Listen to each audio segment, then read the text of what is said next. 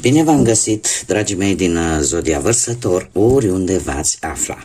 Bine ați venit tuturor pe canalul meu, Tarot Flor de Loto. Numele meu este Nina și, ca de obicei, mă bucur să vă am alături la fiecare lectură, atât pe dragii mei abonați, cum de asemenea și pe cei care poate sunteți pentru prima oară aici pe canal. Azi voi face o lectură specială pentru un eveniment foarte special, chiar și mai special. Și anume, avem un eveniment astronomic, o aliniere de 6 planete, o paradă a planetelor, ca să zic așa, care deja a început cu data de 21 ianuarie și care va atinge, ca să zic așa, punctul maxim undeva pe 24-25 ianuarie al acestui an. Este vorba despre cele 6 planete, Marte, Jupiter, Uranus, Neptun, Venus și Saturn, 6 planete aliniate pe aceeași axă, care vin cu o energie cosmică atât de puternică de care va trebui să profităm din plin. În astrologie, această aliniere vine cu transformări, vine cu schimbări majore în viața fiecăruia dintre noi, iar ceea ce noi vom manifesta în această perioadă cu predilecție pe data de 24 sau 25 ianuarie va avea un puternic impact asupra întregului destin și asupra întregului an. Așa că știți cum e, aveți grijă ce vă doriți, că s-ar putea să se întâmple și în general ar fi păcat să nu profitați de toată această puternică și intensă energie cosmică în a cere universului ceea ce voi vă doriți, în a alunga toată acea energie negativă, pentru că este un fenomen care va mai avea loc aproximativ peste 20 de ani și e păcat să irosim această energie atât de puternică și de intensă, care aduce armonie, aduce echilibru, să o irosim cu energii negative și cu gânduri negative. În ceea ce vă privește pe voi, dragilor, voi fiind un semn fix, un semn care, la fel ca toate celelalte semne fixe, ca Scorpionul, Leu sau Taur, sunteți o zodie care nu vă prea plac schimbările bruște. Totuși, e posibil să opuneți un pic de rezistență unor anumite schimbări care pot apărea în aceste zile sau imediat după această dată de 24-25 ianuarie, dar la finalul acestor schimbări care apar în viața voastră, dacă voi, chiar dacă opuneți rezistență, vă veți da seama că ele de fapt au venit ca să vă împingă să evoluați, să vă împingă să vă dezvoltați și să vă depășiți anumite limite. Desigur, această aliniere, cum am mai spus, simbolizează armonia, focusul, da, atenția sporită asupra anumitor situații, cum de asemenea hotărârea, determinarea și anumite șanse, oportunități care pot apărea în viața voastră și modul în care voi le veți gestiona. Așa ca o mică informație, trebuie să vă spun că încă din antichitate, din punct de vedere religios, această aliniere de planete anunța schimbări și evenimente foarte importante, care de obicei istoria a demonstrat că au avut loc. Așa că, dragii mei din Vărsător, toți cei care aveți Soare, Lună, Venus sau ascendentul în această zodie Vărsător, atunci această lectură este de asemenea și pentru voi. Și desigur, vă rog din suflet să nu uitați că voi sunteți cei care vă construiți propriul viitor, așa că vă rog să luați decât acele mesaje care rezonează cu voi, iar restul lăsați-le să zboare în univers, pentru că sigur sunt pentru alte energii, pentru alte persoane care, într-o mai mică sau mai mare măsură, au o legătură cu zodia Vărsător.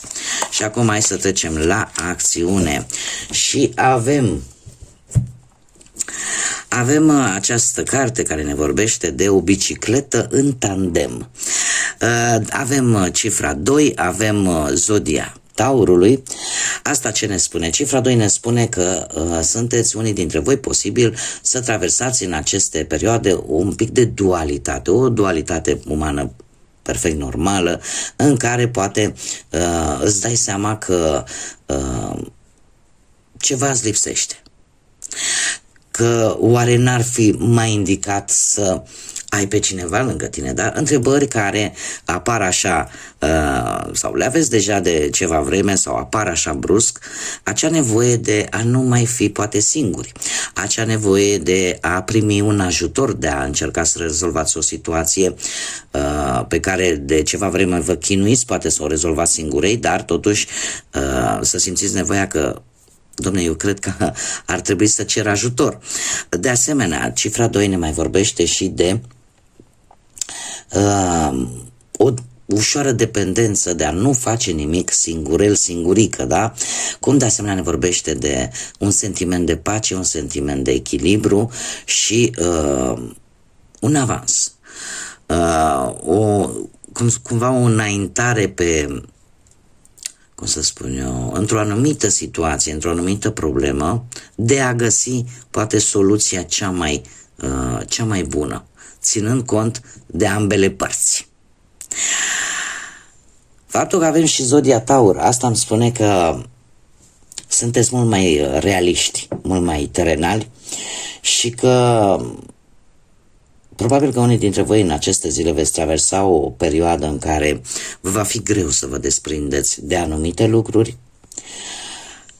Progresul vostru, chiar dacă este unul un pic mai lent, dacă ați progresat așa un pic cu o viteză un pic mai mare, se pare că progresul va merge, cum să spun eu,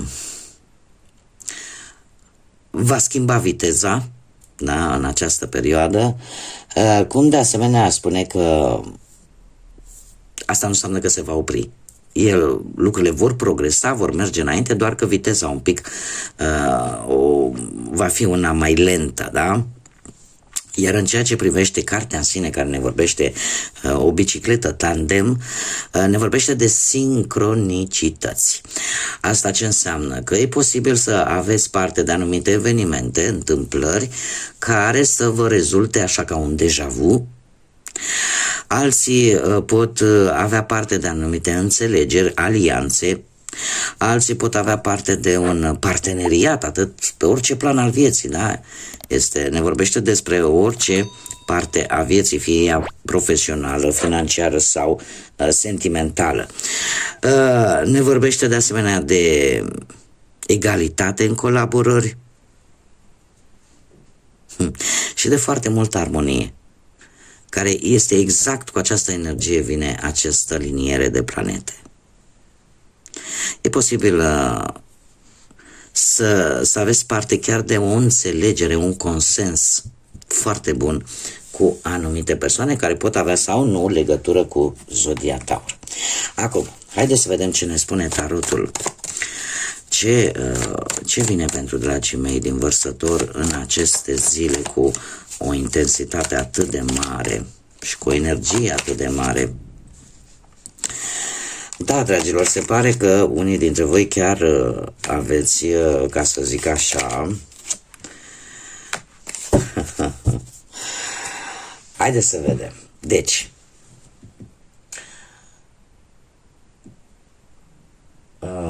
numai un pic că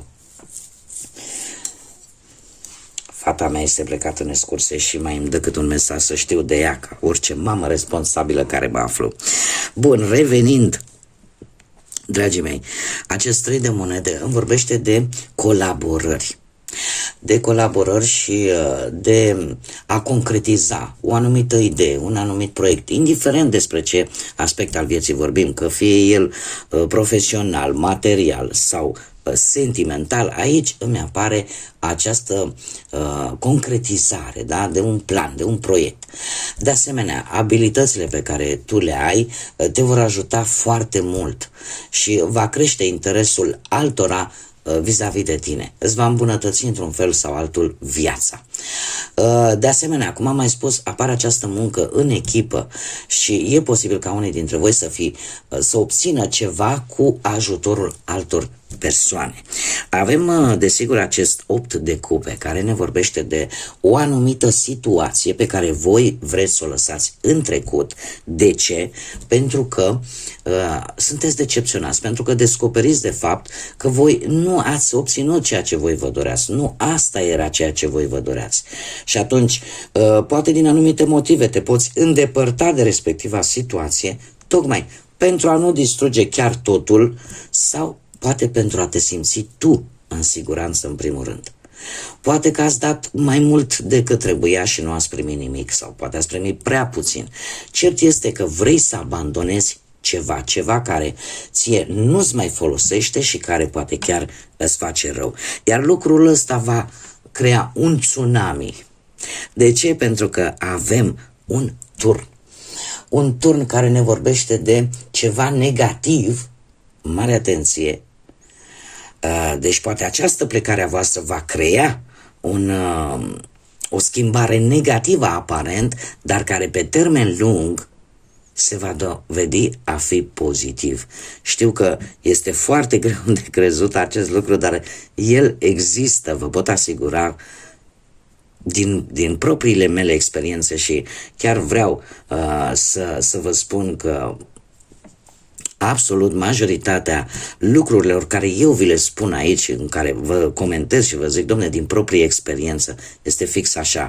Nu-mi place să mint și consider că dacă experiențele mele de viață vă pot ajuta poate pe voi să nu treceți prin ce am trecut eu, cu toate că, să vă spun un lucru, în momentul în care trecem și voi când treceți prin lucruri negative, la ceva vreme vă dați seama că de fapt ele v-au împins.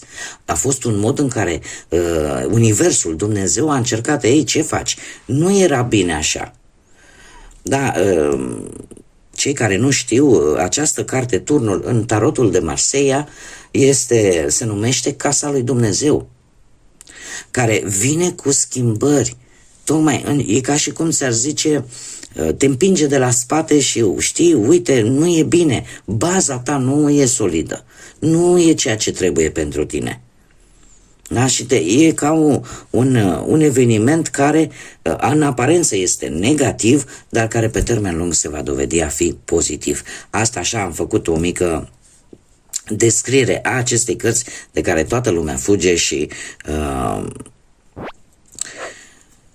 vine cu teamă atunci când o vedem, da? Deci plecarea ta, faptul că tu vei abandona ceva, într-adevăr poate crea o schimbare aparent negativă, dar este de fapt o schimbare pozitivă pentru voi pe termen lung. Și cum bine am văzut, faptul că fix relaționat cu cum să zic eu, cu această aliniere de planete, cumva sunt anumite lucruri care rezistă acestei schimbări, dar într-un final acestea vor avea loc, aceste schimbări vor avea loc și nu vor face altceva decât să te împingă să evoluționezi, să mergi înainte și să te dezvolți. Haideți să vedem care este mesajul pentru voi, dragilor, din Vărsător. Opa! Oh, ce interesant! Și avem lumina stelelor. Lumina stelelor care ne spune în felul următor: nu încetini sau nu te opri să manifesti, nu o lăsa moale cu manifestarea, trecând peste orice ezitare și peste orice grijă. Păstrează-ți credința și creează-ți acea lumină în întuneric. Drumul stelelor este făcut din aceeași energie.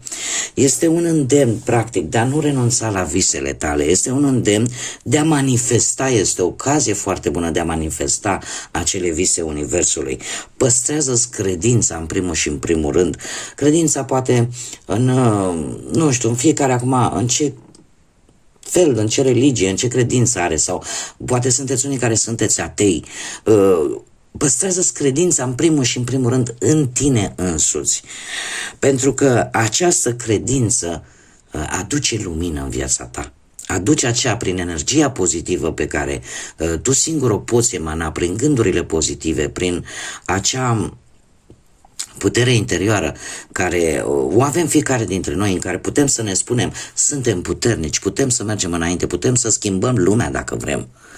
Dar pentru că există această putere pe care de multe ori alții încearcă să ne doboare sau încearcă să ne încorseteze, dar de fapt descoperim că suntem mai puternici poate decât am crede. Așa că, dragilor, așa cum bine spune acest mesaj, drumul stelelor este făcut din aceeași energie puternică, explozivă, pozitivă. Așa că profitați din plin, dragilor, de toată această energie cosmică atât de intensă, atât de puternică și manifestați Universului dorințele voastre, lăsați la o parte gândurile negative, gândiți pozitiv, pentru că e păcat să irosim această energie unică care va mai avea loc peste 20 de ani, în care poate mulți dintre noi nici măcar nu vom mai fi. Da? Haideți să profităm de tot ceea ce ne oferă Universul, Dumnezeu, în așa fel încât să aducem lucruri pozitive în viețile noastre. Cam aceasta a fost lectura pentru voi. Eu vă mulțumesc pentru prezență ca de fiecare dată. Mulțumesc tuturor pentru aprecieri, pentru distribuiri, pentru comentarii. Îi invit pe toată lumea, toți cei care încă nu v-ați abonat, dacă v-a plăcut, dacă vreți să mai urmăriți aceste lecturi sau acest gen de lecturi, vă invit și vă aștept cu mare drag să vă abonați, cum de asemenea, desigur, nu uitați de like-uri, nu uitați de distribuiri și de comentarii. Mulțumesc din suflet tuturor celor care și-au adus aportul și l aduc de fiecare dată de câte ori public câte o lectură. Mii de mulțumiri tuturor și fie ca această următoare perioadă să fie o perioadă în care, în aceste zile, să manifestați Universului tot ceea ce voi doriți să știți, tot ceea ce voi aveți nevoie. Gândiți pozitiv, manifestați pozitiv și cereți pozitiv. Așa că, dragilor, până la următoarea lectură, numai bine vă doresc multă lumină în suflete și în gânduri și, desigur, să fiți iubiți.